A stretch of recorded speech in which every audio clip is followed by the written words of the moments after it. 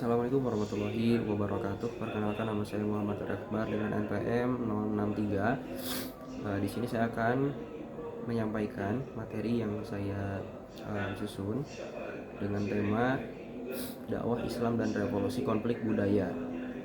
Di dalam tulisan saya ingin memperkenalkan, ingin menjelaskan bahwasanya Indonesia adalah wilayah yang terdiri dari berbagai macam jenis budaya yang dengan itu mempunyai karakter kosmopolitan. Nah, hal ini menjadi satu tantangan bagi para dai untuk bisa menyampaikan pesan dakwah itu secara umum dan lebih adaptif. Di dalam konsep dakwah Islam, menurut Ali Mahfuz, dakwah mengajak manusia kepada kebaikan dan mencegah berbuat munkar untuk mencapai kebahagiaan dunia dan akhirat. Artinya, dakwah bertujuan membimbing umat menuju kebaikan tanpa paksaan. Dalam prosesnya, dakwah Islam menanamkan nilai-nilai universal seperti keadilan, kesetaraan, dan juga musyawarah, empati, dan tanggung jawab sosial. Di dalam dakwah itu juga terdapat prinsip-prinsip yang penting. Salah satunya adalah prinsip rahmatan lil alamin, di mana dakwah itu harus berujung, harus mempunyai tujuan untuk kemaslahatan alam semesta, untuk kebaikan alam semesta, baik di dalamnya adalah manusia, alam, binatang, dan makhluk-makhluk Tuhan yang lain. Selanjutnya, dakwah idealnya bersifat dialogis, artinya di dalam karakter dakwah antar budaya kosmopolitan yang tidak untuk memicu konflik, dai perlu mengedepankan dialog antar budaya atau antar tokoh perwakilan budaya, mana mereka bisa mendialogkan apa yang menjadi keterbutuhan dan apa yang menjadi prinsip bagi agama. Dan selanjutnya, bentuk konflik budaya umum diantaranya ada perbedaan nilai dan norma. Hal ini menjadi satu keumuman atau kelumrahan. Setiap budaya itu punya nilai yang berbeda. Nah, dai itu perlu ada pendalaman di dalam mengenal budaya-budaya yang dilakukan oleh komunal begitu, agar hal itu memicu, mempermudah proses dakwah dan pembentukan strategi dakwah itu sendiri. Diskriminasi ketidakadilan, hal ini menjadi tantangan bagi dai dalam melihat bagaimana realita di lapangan, di mana budaya-budaya itu sering mengalami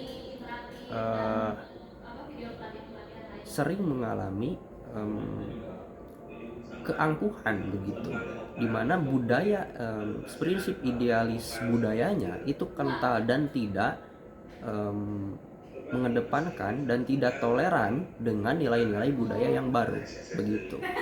Dan selanjutnya ada persaingan ekonomi, identitas, perebutan sumber daya lapangan kerja, lahan, dan politik identitas etnis agama juga sering memperdalam perpecahan sosial.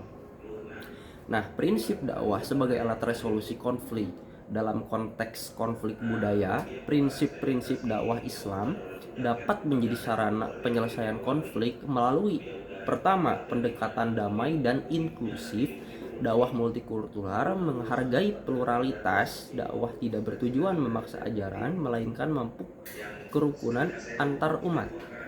Hal ini kembali pada prinsip adanya realita kosmopolitan begitu. Nah, nilai toleransi dan musyawarah Islam mengajarkan keadilan, empati, dan musyawarah syuro, yaitu demokrasi atau kesepakatan bersama. Nilai universal ini mendorong dialog dan toleransi antar komunitas atau antar komunal. Dengan menanamkan sikap saling menghormati, dakwah membantu mencegah konflik berbasis perbedaan. Nah, komunikasi antar budaya, seorang dai perlu menyesuaikan gaya penyampaian pesan sesuai latar budaya atau komunal tertentu, agar mereka bisa masuk ke dalam benak terdalam dari setiap orang-orang di dalam budaya itu. Nah, negosiasi damai, dakwah mengedepankan amar ma'ruf nahi mungkar dalam kerangka damai. Konflik diselesaikan lewat musyawarah dan pemufakatan. Konflik diselesaikan lewat musyawarah, sebagaimana ajaran Islam memerintahkan penyelesaian dengan cara yang bijak. Adapun karakteristik dai sebagai mediator konflik. Seorang dai penceramah idealnya memiliki karakteristik sebagai berikut. Yang pertama, komunikasi efektif dan empati budaya. Nah, sifat komunikatif dan juga empati itu merupakan dua hal yang perlu diintegrasikan oleh seorang dai agar menghasilkan dialog yang adaptif atau dialog yang diterima oleh mad'u begitu. Nah, adapun sensitivitas budaya. Nah, menyadari simbol adat istiadat dan nilai lokal itu sangat penting. Dengan menghormati budaya setempat, dai dapat menjembatani ajaran Islam dengan praktik komunitas tanpa menimbulkan konflik. Dan ada otoritas moral. Sebagai tokoh agama, dai dihormati karena ilmu agama yang luas. Mereka punya satu bargaining position di mana mereka punya ilmu untuk kemudian ditransfer kepada kelompok atau komunal begitu. Nah, kredibilitas sosial, keteladanan pun itu menjadi satu hal yang penting. Perkataan dan perbuatan dai menjadi tolak ukur bagi jamaah. Jamaah itu akan senantiasa mencontoh bagaimana perilaku dan tindak tanduk dai gitu. Nah, adapun keterampilan mediasi, dai sering berperan sebagai fasilitator dialog. Kedekatan dengan masyarakat membuat dai mampu memediasi perselisihan antar kelompok atau individu. Artinya, dai tidak kemudian memihak secara langsung, melainkan menjadi mediator.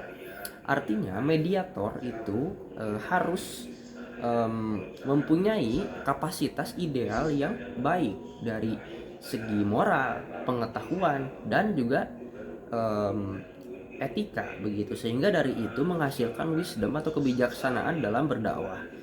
Nah, contoh ilustrasi dakwah yang terimplementasi di masyarakat multikultural dan kosmopolitan, misalnya ada di Masjid Muhammad Cheng Ho di Purbalingga, memadukan arsitektur Tionghoa dan nilai-nilai Islam. Nah, desain simbolik ini menyampaikan pesan bahwa Islam menghargai dan terbuka terhadap budaya lokal. Nah, selanjutnya ada Sunan Kalijaga. Nah, beliau menggunakan lagu tradisional Jawa, lir-lir, sebagai media dakwah.